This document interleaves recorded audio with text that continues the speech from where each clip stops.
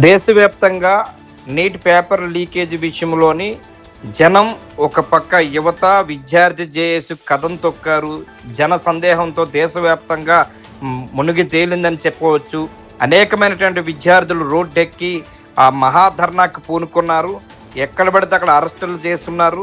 అయినా సరే ఎక్కడా కూడా వదలకుండా ఈ దేశాన్ని కాపాడుకోవాలని, ఈ దేశాన్ని బాగు చేయాలని, ఈ దేశంలో ఉన్నటువంటి హక్కుల్ని కాలరాస్తున్న ప్రభుత్వాలపైన దండయాత్ర చేయడానికి ఈరోజు విద్యార్థి చేసి మొత్తం దేశవ్యాప్తంగా మహాధర్నాకు పూనుకున్నది.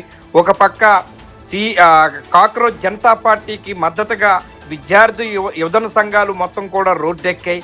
అయినా ఇక్కడ ఏపీలో మాత్రం చంద్రబాబు ముఖ్యమంత్రిగా ఉండి విద్యార్థులకు అండగా ఉండవలసినటువంటి ఈ ప్రభుత్వాలు ఉండకుండా ఈరోజే పేరెంట్స్ మీటింగ్ పెట్టుకొని దీన్ని తప్పుదోవ పట్టించడానికి కార్పొరేట్ విద్యా సంస్థలకి అండగా ఉండటం కోసం చేసినటువంటి చంద్రబాబు పన్నాంగాన్ని జనంలోకి తీసుకెళ్లి చూపిస్తా అని చెప్పి విద్యార్థి జేఏసీ రాష్ట్ర అధ్యక్షుడు రాయపాటి జగదీష్ డిమాండ్ చేశారు. అవేంటో వివరాలు చూద్దాం. లాఠీ చార్జ్ నిరసనగా బంద్కు పిలిపించాం. కానీ చాలా చంద్రబాబు నాయుడు గారి రాష్ట్ర ముఖ్యమంత్రి నారా లోకేష్ గారు గుర్తుపెట్టుకోవాలి, ఈ భారతదేశం మొత్తం బంద్ ఇచ్చింది. చంద్రబాబు నాయుడు గారు అరెస్ట్ అయినప్పుడు ఇదే బీజేపీ మీ మీద నిందలేశారు. కానీ సమాజం మొత్తం కూడా అండగా ఉన్నాం. చంద్రబాబు నాయుడు గారు ఒక్కరోజు మీరు పేరెంట్స్ మీటింగ్ వాయిదా వేస్తే బాగుండేది, కానీ తప్పు చేశారు. ఈ తప్పు సరిదిద్దుకోవాలని తప్పు చేశారు. మీరు మాకు అవసరం బంద్ చేయకపోయినా పర్వాలా, కానీ ప్రజల్లో దీన్ని తీసుకుని వెళ్తాం. నారా లోకేష్ గారు కూడా గుర్తుపెట్టుకోవాలి, నువ్వు యువగలం పాదయాత్ర చేసావు. యువగలం పాదయాత్ర ఎందుకు చేసావు?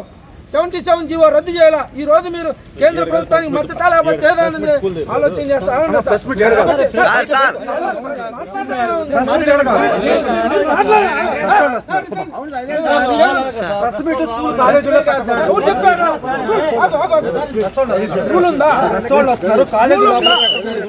మీరు బయట పెట్టుకోండి, కాలేజీ వాతావరణంలో లేదు లేదు బయట పెట్టుకోండి. లేదు సార్, ఆగండి సార్, ఆగండి.